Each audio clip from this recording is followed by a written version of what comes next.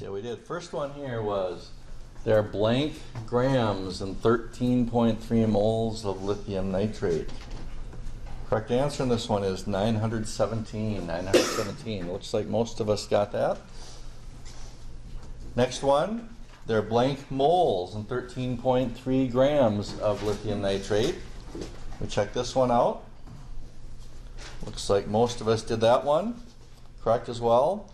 If we check out the work on these here very quickly, we do need to calculate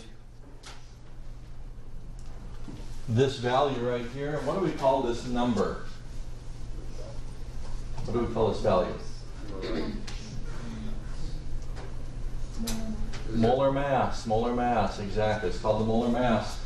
And the molar mass is always the number of grams contained in 1 mole, always. And so we see that we put it here with 1 mole over the 68.949 grams. Here we put the 68.949 grams up above. Any questions on either of those two? Okay, and the last one here, this is a prediction question. This one here says between NH3 and NH4NO3, which substance would you predict supplies the greatest percentage of nitrogen by mass? Well, before we select them, we should be able to name this one here, NH4NO3. What is the name of this one?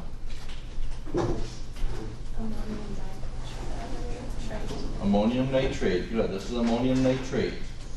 Now this one here, I don't think we've named yet in here, but this is one that you're responsible for knowing. We don't call this one nitrogen trihydride, just like we don't call H2O dihydrogen monoxide. This one goes by common name. Anybody happen to know the common name of NH3? Okay, NH3 here, this one is ammonia. And from this point forward, you should know the name of this substance. So again, we haven't gone through it. It was assumed when you come into this course that you knew that H2O was water. And again, from this point forward, it will be assumed that you know that NH3 is ammonia. And again, this one here is ammonium nitrate.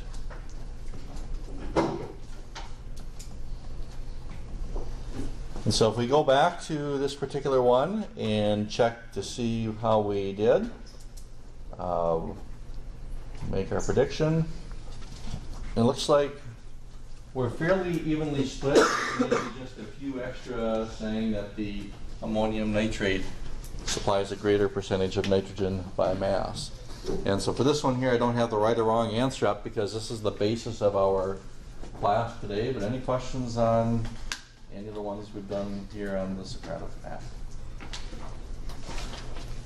All right, so let's go ahead and figure out which substance supplies the greatest percentage of nitrogen by mass. To do this, we're going to come back. I'm going to copy and paste this question if I can. There we go, we'll copy it. Which one's the copy? Right there. And we'll go ahead and paste that in right here. There we go. So we want to know which one supplies the greatest percentage of nitrogen by mass.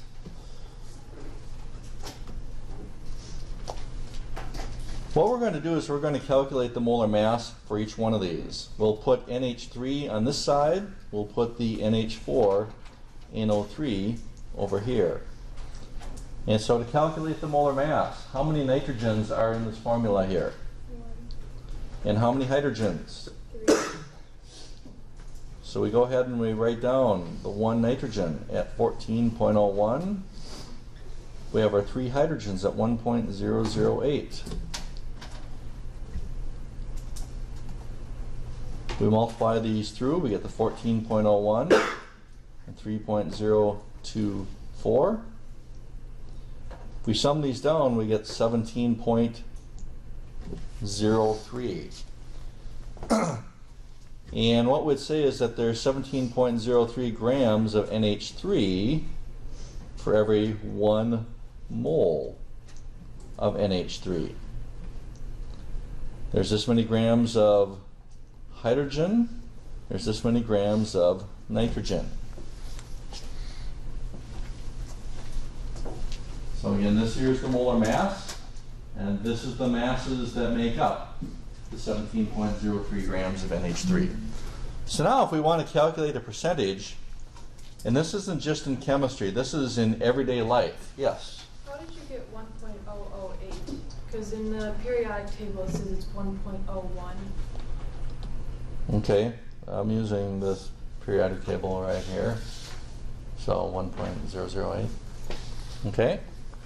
And if you use the 1.01 from a different source, that's fine. Okay?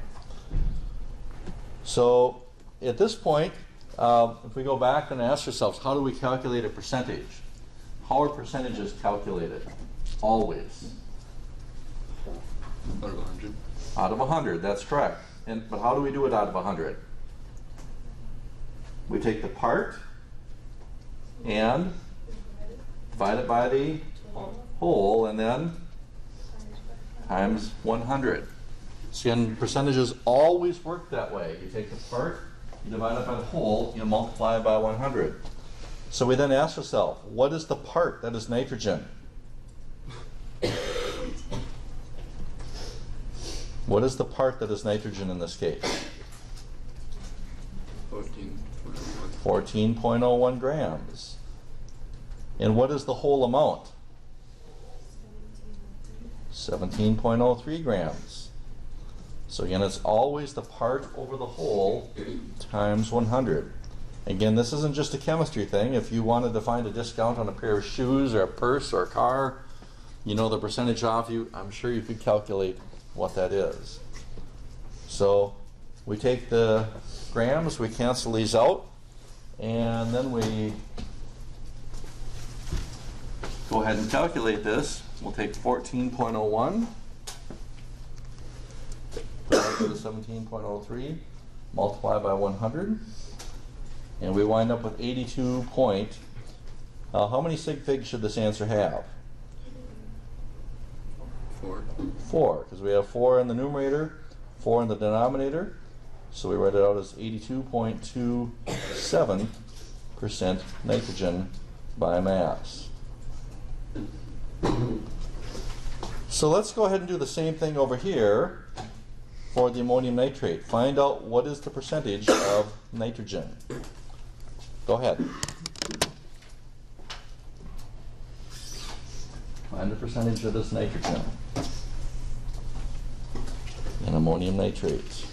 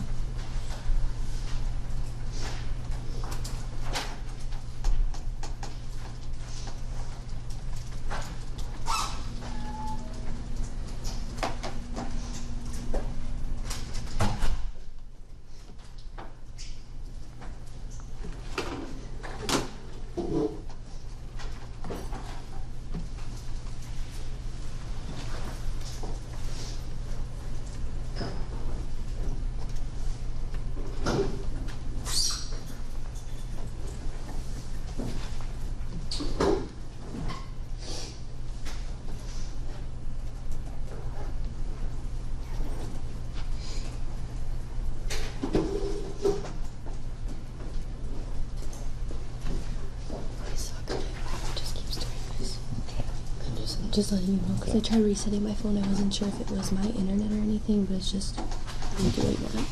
Okay, thanks.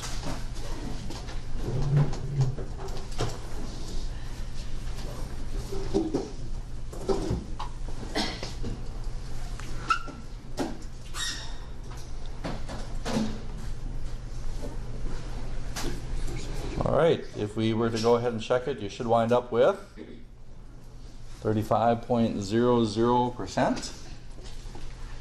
And now if we go back to what the question was, which substance supplies the greatest percentage of nitrogen by mass? Would it be the ammonia or the ammonium nitrate?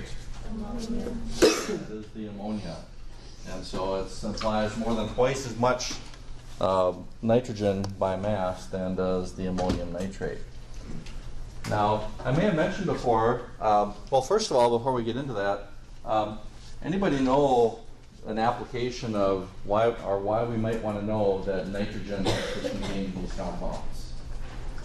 Anybody know what these compounds might be used for? Yeah. Ammonia is actually used in cleaning supplies, yes. Though it turns out that the amount of nitrogen in there would be irrelevant. But yes, for sure the ammonia is used in cleaning supplies. But what is something that needs nitrogen? Any idea? We have 40 people in here. Anybody know what needs nitrogen? Plants, right. Plants need nitrogen. And so it turns out that these substances are used as fertilizers. Okay, these substances are used as fertilizers. And the ammonia, if you were to go for a drive out in the country, not quite yet, but probably in about another, what is today? September 26th. So if you were to go for a drive probably middle of November, a little less than a couple months from now, drive out in the country, you're going to see these big white, they look like a wiener type tank out in farm fields, and those contain what's called anhydrous. And anhydrous is what farmers call short for anhydrous ammonia. And the word anhydrous means without water. And so the ammonia is basically applied to fields that time of year. And sometimes you'll do it in the spring. One of the reasons why you can do it in fall, though, is that this stuff is super, super soluble in water. So you apply it in the fall, and that nitrogen is sitting there. Basically, it's frozen, locked in the soil, and is available for the plants then in the spring. So this is applied as a liquid. This stuff here, if you were to go into a store like Menards or Lawn and Garden store, their department, you see the solid fertilizers. Ammonium nitrate would be a type of solid fertilizer that would be applied. And so this would be stuff that you would throw out on the surface. Now farmers, when they get a chance, try to apply this stuff here. And why do they try to apply this stuff? Right. Greater concentration of nitrogen. It's more efficient than putting nitrogen in the soil. But sometimes we can't get out in the fields and stuff in the fall. We need to just throw the stuff out on top. We wind up picking this stuff over here. And each one of them has their own disadvantage with it. One of the things you mentioned is that this stuff here, the ammonia, is super, super soluble in water. Well, because it's super, super soluble in water, it also causes some problems when you try to apply it.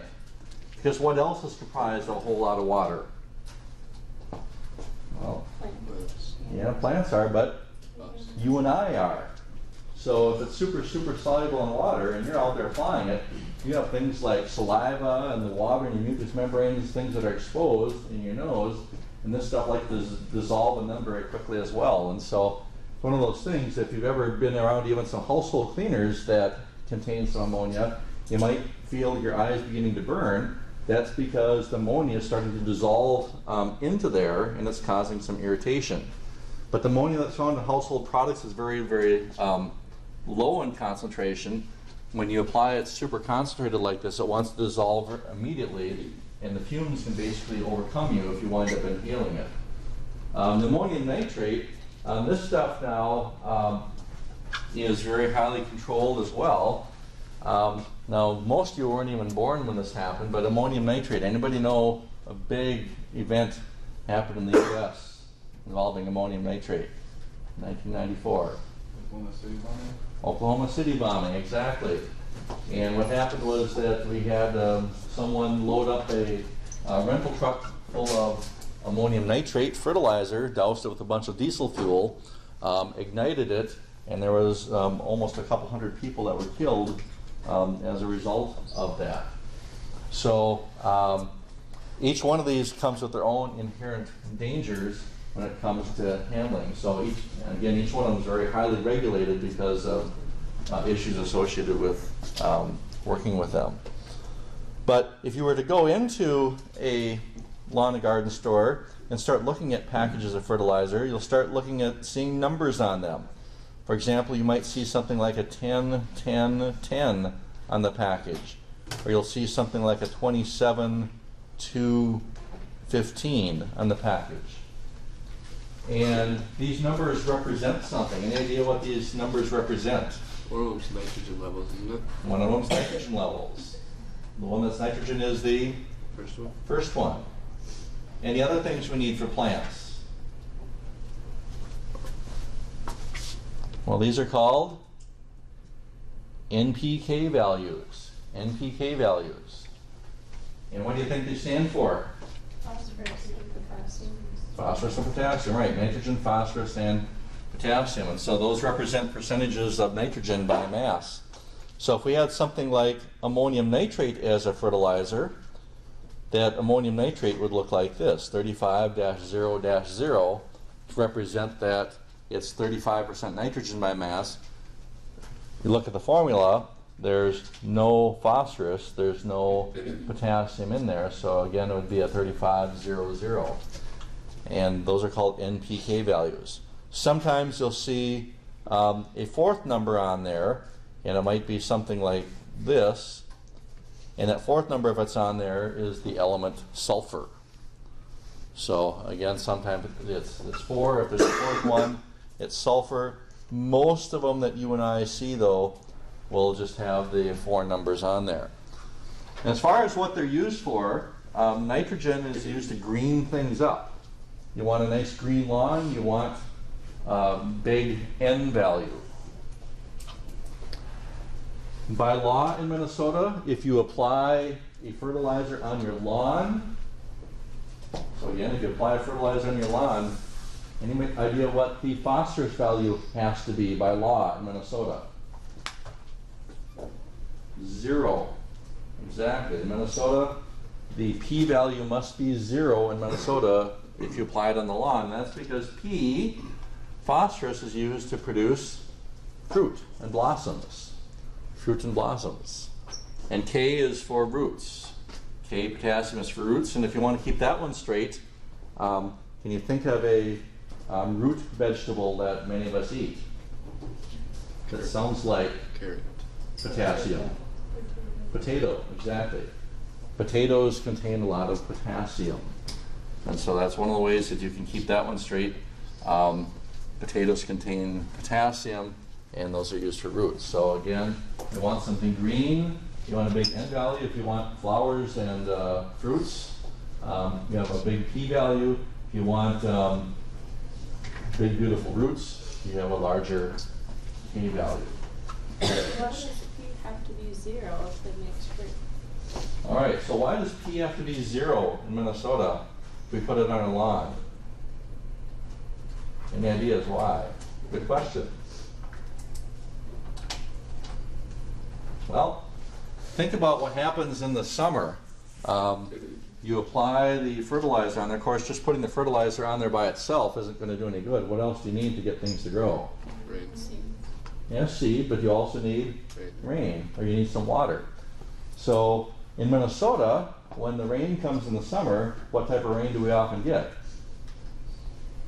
Well, it's usually after it's been really hot, and so the rain comes down and it rains really hard, right? So it rains really hard, where does a lot of that fertilizer go? Well, it goes out, if you live in town, it winds up going out in the streets. Out in the streets you have storm sewers, and where do the storm sewers go? They go out there into the rivers and they go out there into the lakes and whatever else. So what happens, a lot of that fertilizer gets washed in the rivers and lakes, and once it gets out in the rivers and lakes, that's where it's a problem. And what will happen out in the lakes if there's a lot of phosphorus? Fruit will grow. Well, not fruit. Well, sort of fruit. You get a lot of blossoms, particularly of algae. You get algae blooms. And of course, nobody likes algae blooms, because what happens to your lakes when you get the algae blooms? It's green. Turns all green. Now, of course, that's not so bad, because a lot of things need that oxygen, but what eventually happens is anything that's green here in Minnesota will eventually die. And then when it dies, that's actually when it starts sucking oxygen out of the lakes and whatever else. And so it might supply a lot of oxygen when it's blooming, but when it dies, and it basically, when it decomposes, sucks the oxygen out and causes fish gills and everything So else. where are they allowed to use that in the soil? Like on farms and stuff where there's not enough water? Right, and that's the other big concern, is that even if you're on farms, you'll have things like if you have animals and you they're going to poop and pee, right? If you pee, it turns out urine contains a lot of phosphorus, and so if you have a lot of runoff and everything, you go by a farm out in the country, lots of times you'll see the little ponds, they're super green, a lot of algae in them, and that's because you'll have cattle and stuff that'll pee and everything, and it's high in phosphorus that causes those blooms. But if we want things like soybeans and corn and other stuff that we eat, we need to have phosphorus in there. If we want fruits on our trees, we need phosphorus. So if you're using it for gardening purposes, it's okay, but your lawns, no. Right. Lawns, no. Gardens, yes. And then they do say that in the first 2 weeks of your lawn, you can apply a phosphorus-based fertilizer, because you want it to grow fast and you want to get it to seed up and everything, so those seeds will then spread out and cause more grass to grow. But once your lawns are established, they do not need any phosphorus. Okay, anybody else? Now, kind of an interesting thing on the phosphorus is that most of the phosphorus that we get, like for our food, if it's put in fertilizer, comes from what's called phosphate rock. And phosphate rock is stuff that comes from fossils, things that lived literally millions of years ago. And we've probably, at this point, heard of issues associated with running out of fuel in the future, fossil fuels, because we can't keep taking that stuff out of the ground from things that were decaying millions of years ago and expect it to continue supplying us. Well, the same is true with phosphate rock. Phosphate rock comes from the same places where the oil and stuff was. If you keep taking this phosphorus out of the ground and applying it and moving it to fields and everything, eventually you're going to use up all of the phosphate rocks. So one of the things that we're going to see, and this is not going to happen in our lifetimes, we're talking probably 300, 500 years down the road, once we use it all up. But what's going to happen is the way that we make food to feed 7 billion people and whatever it's going to be in the future is going to have to change. And a lot of it's going to be based around phosphorus, because basically anything we eat, whether it's a fruit or vegetable or anything else, requires the phosphorus. So one of the things we mentioned is that in farm fields, if you go and look, you'll see the ponds and everything turning green. Well, it's because urine contains a whole lot of phosphorus. So an easy way to remember that is P contains P. All right, P contains P. And so probably what's going to happen in the future is we're going to find like waste containment systems, and instead of taking our waste and collecting it and having it wind up going out into lakes and rivers and whatever else after it's gone through the treatment plant, we'll probably be recovering our urine and feces and everything and finding a way to make it into a fertilizer, because otherwise we're going to run out of phosphorus the way that we typically mine it. We have good substitutes for fossil fuels. I mean, we have solar energy, we've got things things we can do with wind and using hydrogen as possible alternatives. We've not really pursued them very well, but we don't have very good replacements for phosphorus right now. So we have to come up with a better way to replace the phosphorus that we're using up. All right, so that's my little soapbox item. Any questions on these? All right, so now if we wanted to go and calculate, let's say we wanted to find the percentage of hydrogen in here. One way to find the percentage of hydrogen in here, if we wanted to, You do the same thing. would be to do the same thing. But what would another way be to find it? What can we do with this number? Subtract from 100, exactly. Because the percentages should sum up to be 100%. So, again, just keep that in mind about percentages. If it comes down to the last element, you can actually calculate it a couple different ways. If we calculate the percentages of all the elements in a compound, we are calculating what's called a percent by mass composition. Percent by mass composition. And once again, if we are calculating the percentages for all of the elements in a compound without specifying an element, that's called a percent by mass composition.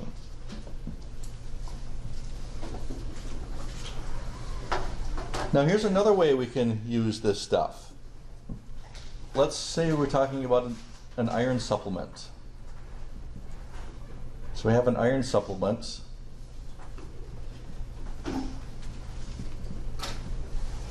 Contains 25.0 milligrams of FeSO4. We'd like to know what is the mass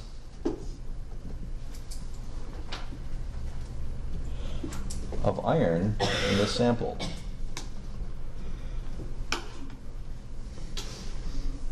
So if you're anemic, maybe you're pregnant or whatever, you need to increase your the iron in your blood. You might wind up taking something like an iron sulfate supplement to get the iron. So now to do one like this, we can go ahead and calculate its molar mass once again. How many irons are there here? 1. How many sulfurs? 1. And how many oxygens? Okay. So then we go back to the periodic table. We find our iron here at 55.85.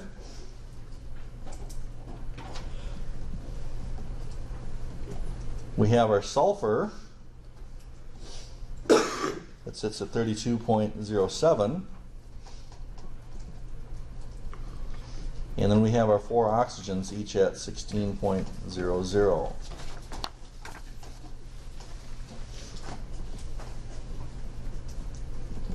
So if we go ahead and multiply these through, we get something that looks like this. And then we can sum these together. We'll take the 55.85, add to it the 32.07, and add to that the 64. We wind up with 151.92. Now if we're dealing with gram-sized quantities, we could say that this here is the grams of iron, this is the grams of sulfur, this is the grams of oxygen, and this here would be the grams of the iron 2 sulfate.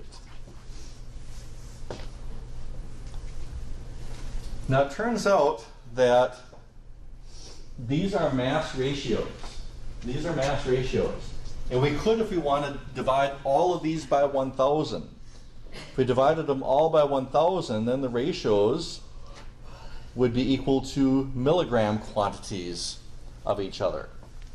So again, all we did is we took all of the masses and we divided the masses by 1,000 because there are 1,000 milligrams in every 1 gram. Now the reason why I did it in this case is because I am looking for the mass, and we're given an amount here in milligrams. And so if we can keep it all in the same units, we're going to make our work a lot easier for ourselves. So we'd start with this one. We'd have the 25.0 milligrams of the iron 2 sulfate. And we're going to try to find the mass of iron. So mass would usually be measured in which units? Grams. But of course, since we're always looking at a tablet containing 25 milligrams, it probably makes most sense to calculate this in units of milligrams as well. And so we're going to calculate the number of milligrams of iron that's contained in there. So basically now we need to convert one to the other. Well, now to do this, we already have the ratios listed in here. We know that for every 58.85 milligrams of iron, there's 151.92 milligrams of the iron 2 sulfate. So we can then use this as a conversion. Where would we put the iron sulfate? Top or bottom? Bottom. And how many milligrams would we put? We put in 151.92, and on the top we put in 55.85 milligrams of iron. Can we do this so that the milligrams of the iron 2 sulfate cancel out? And then if we multiply this through, we take the 25, multiply that by 55.85, we divide that by 151.92, and how many significant figures should this answer have? 5. 3. No, 4. I hear 5, 4, and 3. There's going to be 3 because this one here is the fewest. It has 3. So drawing this off to 9.19 milligrams of iron in that 25 milligram tablet. So when we go from grams to milligrams, we don't have the decimal point?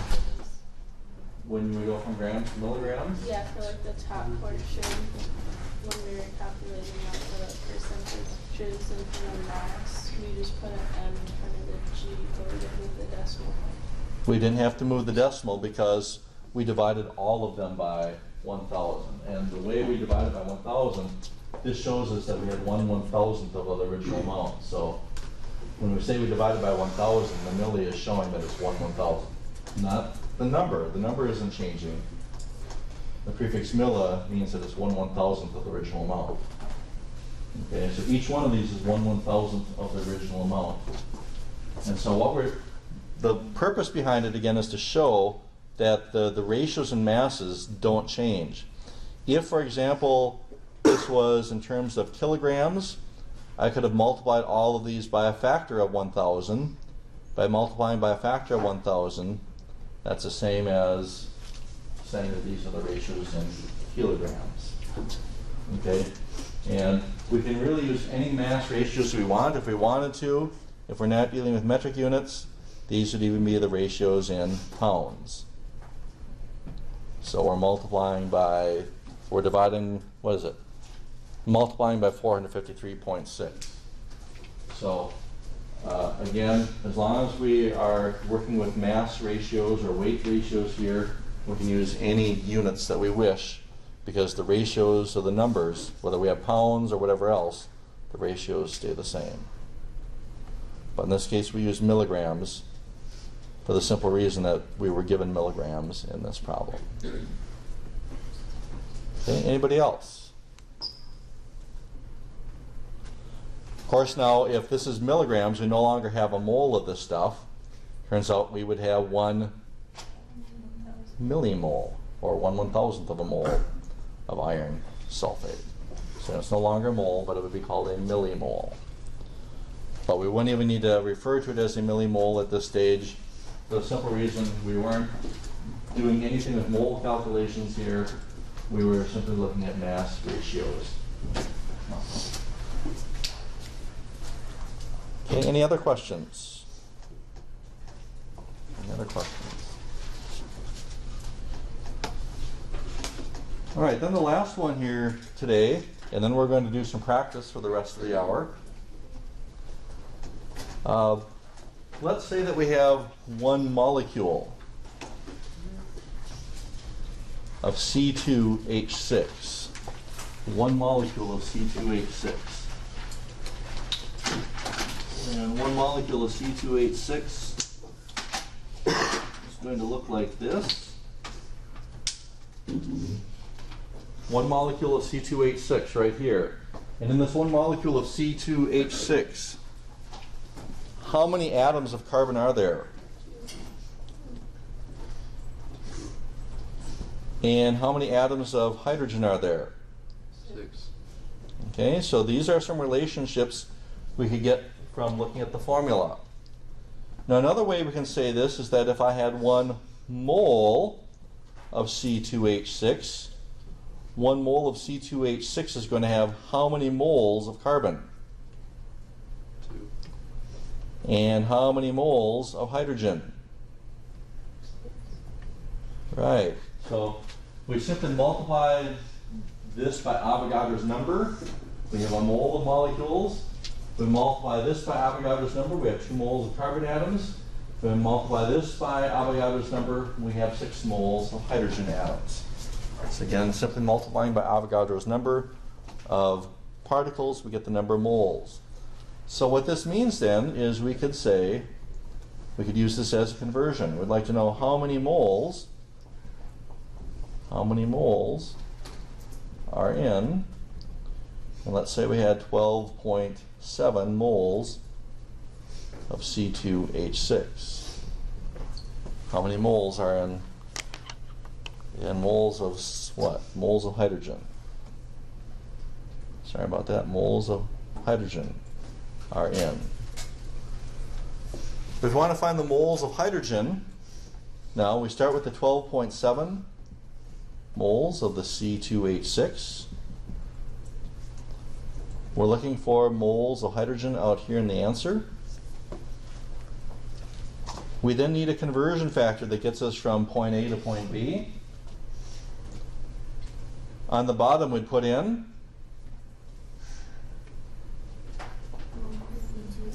one mole of C2H6, and on the top we'd put in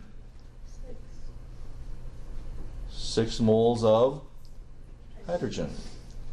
And again, we can do that because this here tells us that these 2 quantities are equal to each other. So once we put that in, we take the 12.7, multiply that by 6. And how many significant figures should be in the answer? There should be 3, not 1. Because these here are exact relationships. It's not like there's 6.001 moles of hydrogen in 1 mole of C2H6. These are exact, and if they're exact, that means they have an infinite number of significant figures. So the answer should have 3. So out to 3, we'd write it as 76.2 moles of hydrogen. Again, that's because this is an exact conversion. All right, let's go ahead and practice these. These now are going to be questions that come from the end of chapter 6 in your text. If you don't have a text, this will be incentive for you to slide next to someone that does have a text. And so again, end of chapter 6.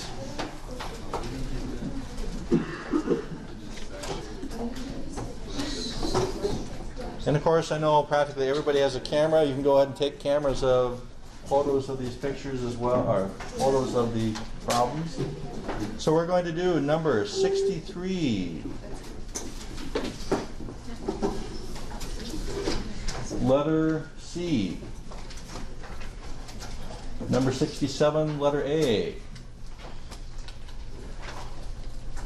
Number 77. Number 85. And number 113. Okay, now answers for all of these are in the back of the book.